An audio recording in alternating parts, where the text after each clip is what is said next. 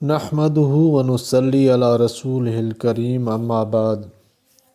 اعوذ باللہ من الشیطان الرجیم بسم اللہ الرحمن الرحیم یا ایہا الذین آمنوا اتقوا اللہ وابتغوا الیہ الوسیلۃ وجاہدوا فی سبیلہ لعلکم تفلحون۔ یا ایہا الذین آمنوا، اے ایمان والو، اتقوا اللہ، ڈرتے رہو اللہ سے، وابتغوا الیہ الوسیلۃ، اور ڈھونڈو اس تک وسیلہ، وجاہدوا فی سبیلہ، اور جہاد کرو اس کی راہ میں، لعلکم تفلحون، تاکہ تمہارا بھلا ہو۔ اے ایمان والو، اللہ تعالیٰ کے حکام کی مخالفت سے ڈرو، یعنی معاصی گناہ چھوڑ دو اور اطاعت کے ذریعے خدا تعالیٰ کا قرب ڈھونڈو، یعنی اطاعت ضروریہ کے پابند رہو اور تم پورے کامیاب ہو جاؤ گے، اور کامیابی اللہ تعالیٰ کی رضامندی کا حاصل ہونا اور دوزخ سے نجات ہے۔ یقیناً جو لوگ کافر ہیں، اگر بالفرض ان میں سے ہر ایک کے پاس دنیا بھر کی تمام چیزیں ہوں، جس میں تمام دفائن و خزائن بھی آ گئے، اور انہی چیزوں پر کیا منحصر ہے، بلکہ ان چیزوں کے ساتھ اتنی ہی چیزیں اور بھی ہوں تاکہ وہ اس کو دے کر روز قیامت کے عذاب سے چھوٹ جاویں، تب بھی وہ چیزیں ہرگز ان سے قبول نہ کی جائیں گی اور عذاب سے نہ بچیں گے، بلکہ ان کو دردناک عذاب ہوگا۔ پھر بعد عذاب میں داخل ہو جانے کے اس بات کی خواہش و تمنا کریں گے کہ دوزخ سے کسی طرح نکل آئیں، اور یہ خواہش کبھی پوری نہ ہوگی اور وہ اس سے کبھی نہ نکلیں گے، اور ان کو عذاب دائمی ہوگا، یعنی کسی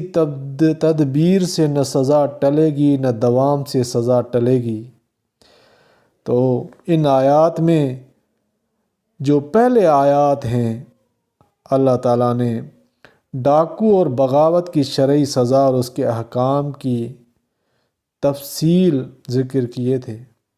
اور آگے 3 آیتوں کے بعد چوری کی شرعی سزا کا بیان آنے والا ہے۔ اس کے درمیان 3 آیتوں میں تقوی، اطاعت و عبادت، جہاد کی ترغیب اور کفر و عناد اور معصیت کی تباہ کاری کا بیان فرمایا گیا ہے۔ قرآن کریم کے اس طرز خاص میں غور کرو تو معلوم ہوگا کہ قرآن کریم کا عام اسلوب یہ ہے کہ وہ محض حاکمانہ طور پر تعزیر و سزا کا قانون بیان کر کے نہیں چھوڑ دیتا، بلکہ مربیانہ انداز میں ذہنوں کو جرائم سے باز رہنے کے لیے ہموار بھی کرتا ہے۔ خدا تعالیٰ اور آخرت کے خوف اور جنت کی دائمی نعمتوں اور راحتوں کو مستحضر کر کے ان کے قلوب کو جرم سے متنفر بناتا ہے۔ یہی وجہ ہے کہ اکثر قانون جرم و سزا کے پیچھے اتقوا اللہ وغیرہ کا اعادہ کیا جاتا ہے۔ یہاں بھی پہلی آیت میں 3 چیزوں کا حکم دیا گیا ہے۔ اول، اتقوا اللہ، یعنی اللہ تعالیٰ سے ڈرو، کیونکہ خوف خدا وہی چیز ہے جو انسان کو حقیقی طور پر خفیہ و اعلانیہ جرائم سے روک سکتی ہے۔ دوسرا ارشاد ہے وابتغوا الیہ الوسیلہ، یعنی اللہ کا قرب تلاش کرو۔ لفظ وسیلہ وصل مصدر سے مشتق ہے، جس کے معنی ملنے اور جڑنے کے ہیں۔ یہ لفظ سین اور صاد دونوں سے تقریباً ایک ہی معنی میں آتا ہے، فرق اتنا ہے کہ وصل بالصاد مطلقاً ملنے اور جوڑنے کے معنی میں ہے، اور وصل بالسین رغبت اور محبت کے ساتھ ملنے کے لیے مستعمل ہوتا ہے۔ صحاح جوہری اور مفردات القرآن راغب اصفہانی میں اس کی تصریح ہے۔ اس لیے صاد کے ساتھ وصلہ اور وسیلہ ہر اس چیز کو کہا جاتا ہے جو 2 چیزوں کے درمیان میل اور جوڑ پیدا کر دے، خواہ وہ میل اور جوڑ رغبت و محبت سے ہو یا کسی دوسری صورت سے۔ اور سین کے ساتھ لفظ وسیلہ کے معنی اس چیز کے ہیں جو کسی کو کسی دوسرے سے محبت و رغبت کے ساتھ ملا دے۔ اللہ تعالیٰ کی طرف وسیلہ ہر وہ چیز ہے جو بندے کو رغبت و محبت کے ساتھ اپنے معبود کے قریب کر دے۔ اس لیے سلف صالحین و تابعین نے اس آیت میں وسیلہ کی تفسیر اطاعت و قربت اور ایمان و عمل صالح سے کی ہے۔ بروایت حاکم حضرت حذیفہ رضی اللہ تعالیٰ عنہ نے فرمایا کہ وسیلہ سے مراد قربت و اطاعت ہے، اور ابن جریر رحمۃ اللہ علیہ نے حضرت عطا رحمۃ اللہ علیہ اور مجاہد رحمۃ اللہ علیہ اور حسن بصری رحمۃ اللہ علیہ سے بھی یہی نقل کیا ہے، اور ابن جریر اور حضرت قتادہ رحمہم اللہ سے اس آیت کی تفسیر یہ نقل کی ہے کہ یعنی اللہ تعالیٰ کی طرف تقرب حاصل کرو، تقربوا الیہ بطاعتہ اور عمل سے اس کی فرمانبرداری اور رضامندی کے کام کرے۔ اس لیے آیت کی تفسیر کا خلاصہ یہ ہوا کہ اللہ تعالیٰ کا قرب تلاش کرو بذریعہ ایمان اور عمل صالح کے۔ اور مسند احمد رحمۃ اللہ علیہ کی ایک صحیح روایت میں ہے کہ رسول کریم صلی اللہ علیہ وسلم نے فرمایا کہ وسیلہ ایک اعلیٰ درجہ ہے جنت کا، جس کے اوپر کوئی درجہ نہیں ہے۔ تم اللہ تعالیٰ سے دعا کرو کہ وہ درجہ مجھے عطا فرما دے۔ اور صحیح مسلم کی ایک روایت میں ہے کہ رسول اللہ صلی اللہ علیہ وسلم نے فرمایا کہ جب مؤذن اذان کہے تو تم بھی وہی کلمات کہتے رہو جو مؤذن کہتا ہے، اس کے بعد مجھ پر درود پڑھو اور میرے لیے وسیلہ کی دعا کرو۔ ان احادیث سے معلوم ہوا کہ وسیلہ ایک خاص درجہ ہے جنت کا جو رسول کریم صلی اللہ علیہ وسلم کے ساتھ مخصوص ہے، اور آیت مذکورہ میں ہر مومن کو وسیلہ طلب کرنے اور ڈھونڈنے کا حکم بظاہر اس خصوصیت کے منافی ہے، مگر جواب واضح ہے۔ جس طرح ہدایت کا اعلیٰ مقام رسول کریم صلی اللہ علیہ وسلم کے لیے مخصوص ہے، اور آپ صلی اللہ علیہ وسلم ہمیشہ اس کے لیے دعا کیا کرتے تھے، مگر اس کے ابتدائی اور متوسط درجات میں تمام مومنین کے لیے عام ہیں، اسی طرح وسیلے کا اعلیٰ درجہ رسول کریم صلی اللہ علیہ وسلم کے لیے مخصوص ہے، اور اس کے نیچے کے درجات سب مومنین کے لیے آپ صلی اللہ علیہ وسلم ہی کے واسطہ اور ذریعے سے عام ہے۔ حضرت مجدد الفسانی رحمۃ اللہ علیہ نے اپنے مکتوبات میں اور قاضی ثناء اللہ پانی پتی رحمۃ اللہ علیہ نے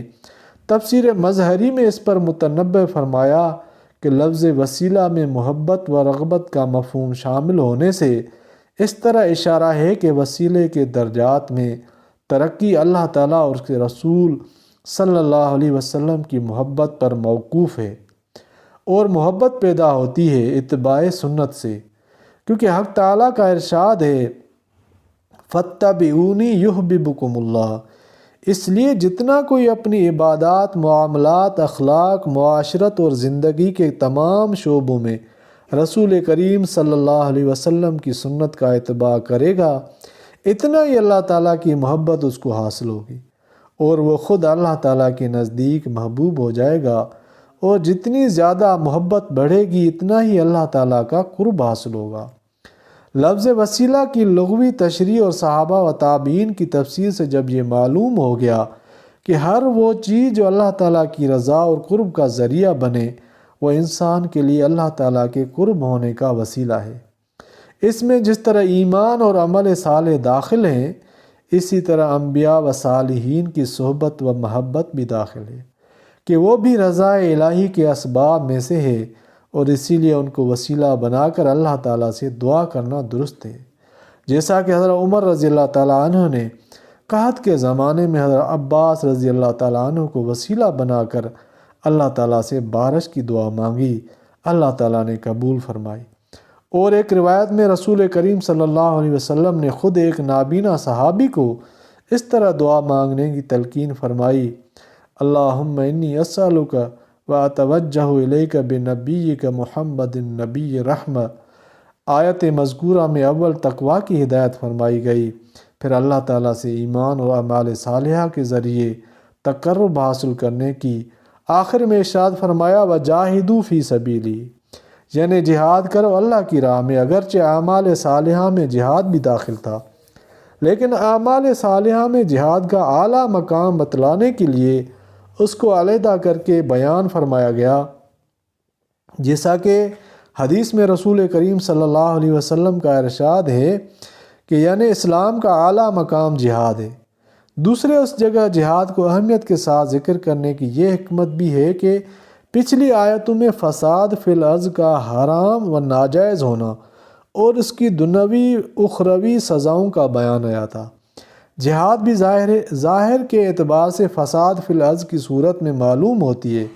اس لیے ممکن تھا کہ کوئی ناواقف جہاد اور فساد میں فرق نہ سمجھے۔ اس لیے فساد فی الارض کی ممانعت کے بعد جہاد کا حکم اہمیت کے ساتھ ذکر کر کے دونوں کے فرق کی طرف لفظ فی سبیل ہی سے ارشاد فرما دیا، کیونکہ ڈاکہ، بغاوت وغیرہ میں جو قتل، قتال اور مال لوٹا جاتا ہے وہ محض اپنی ذاتی اغراض و خواہشات اور ذلیل مقاصد کے لیے ہوتا ہے، اور جہاد میں اگر اس کی نوبت آئے بھی تو محض اللہ کا کلمہ بلند کرنے اور ظلم و جور کے مٹانے کے لیے ہے، جن میں زمین آسمان کا فرق ہے۔ دوسری اور تیسری آیت میں کفر و شرک و معصیت کا وبال عظیم ایسے انداز میں بتلایا گیا ہے کہ اس پر ذرا بھی غور کیا جائے تو وہ انسان کی زندگی میں ایک انقلاب عظیم پیدا کر دے اور کفر و شرک اور معصیت سب کو چھوڑنے پر مجبور کرے۔ وہ یہ ہے کہ عام طور پر انسان جن گناہوں میں مبتلا ہوتا ہے وہ اپنی خواہشات ضروریات یا اہل و عیال کی خواہشات کے لیے ہوتا ہے، اور ان سب کا حصول مال و دولت جمع کرنے سے ہوتا ہے۔ اس لیے مال و دولت جمع کرنے میں حلال و حرام کی تمیز کیے بغیر لگ جاتا ہے۔ اس آیت میں اللہ جل شانہ نے ان کی اس بد مستی کے علاج کے لیے فرمایا کہ آج چند روزہ زندگی اور اس کی راحت کے لیے جن چیزوں کو تم ہزاروں محنتوں کوششوں کے ذریعے جمع کرتے ہو اور پھر بھی سب جمع نہیں ہوتی، اس ناجائز ہوس کا انجام یہ ہے کہ قیامت کا عذاب جب سامنے آئے گا تو اس وقت اگر یہ لوگ چاہیں کہ دنیا میں حاصل کیے مال و دولت اور ساز و سامان